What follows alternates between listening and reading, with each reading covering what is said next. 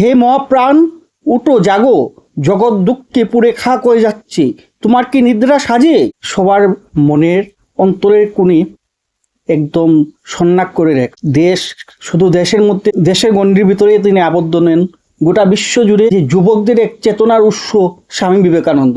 আজকের দিনে হঠাৎ মনে পড়ল যে আজকের দিনে সত্যি এটা খুব প্রয়োজন, যে স্বামীজির কিছু স্বপ্ন ছিল যুবাদের নিয়ে। ওনার একটা বিকশিত ভারতের, ওনার যে স্বপ্নটা ছিল অনেক আগের, যেটা আপনারা সবাই জানেন।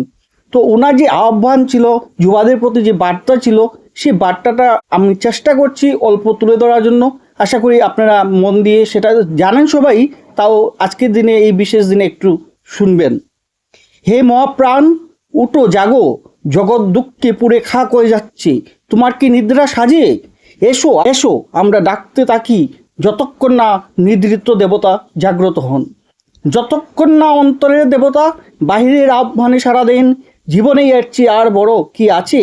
এর চেয়ে মহত্তর কোনো কাজ আছে? আমরা এগিয়ে চলার সঙ্গে সঙ্গেই আনুষাঙ্গিক খুঁটিনাটি সব এসে পড়বে। আমি আটঘাট বেঁধে কোনো কাজ করি না, কার্যপ্রণালী আপনি গড়ে ওঠে ও নিজের কার্য সাধন করে।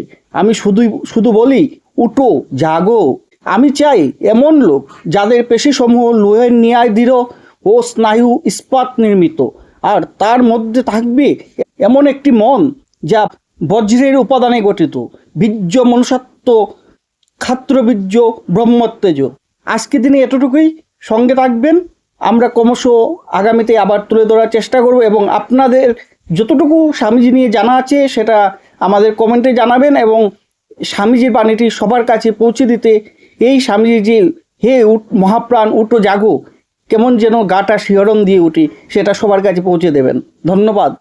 হে মহাপ্রাণ, উঠো জাগো, জগৎ দুঃখে পুড়ে খাক হয়ে যাচ্ছে, তোমার কি নিদ্রা সাজে?